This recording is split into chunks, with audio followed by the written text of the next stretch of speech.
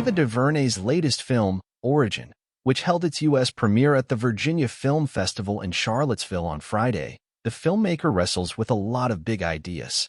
For the Oscar-nominated and Emmy-winning filmmaker behind Selma, 13th, and When They See Us, tackling big questions about race, class, and history is nothing new, but for her latest feature, she admits she had to break a lot of established filmmaking rules to bring the story of Pulitzer Prize-winning writer Isabel Wilkerson to the screen.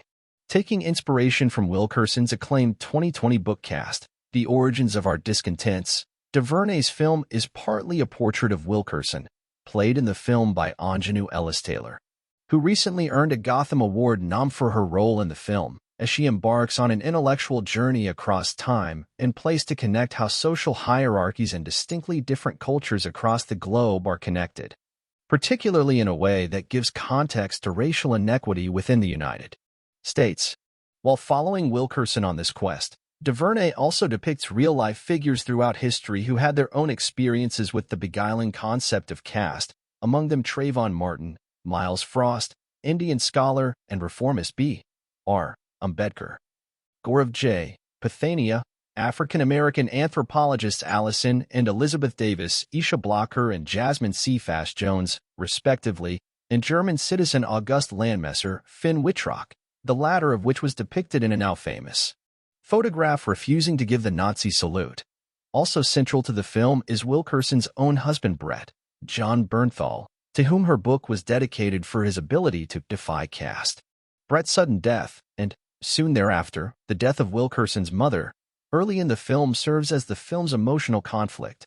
How can Wilkerson complete her project while grieving such profound loss? But that creative struggle proved to be a guiding light for DuVernay as she created the most experimental work of her career.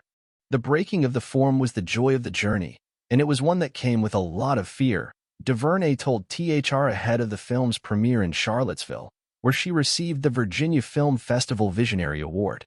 I really equate the process I was going through with Isabel's own process. The result is a staggering depiction of how the past and the present are nearly one and the same, serving as a wake-up call for our current era of conflicts both in the United States and abroad.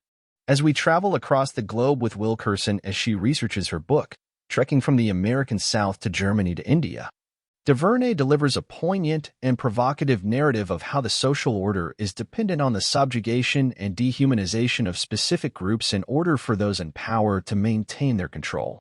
Speaking with THR, DuVernay reveals why she knew the film needed to be a narrative feature rather than a documentary, despite pushback from executives who questioned how the film would work.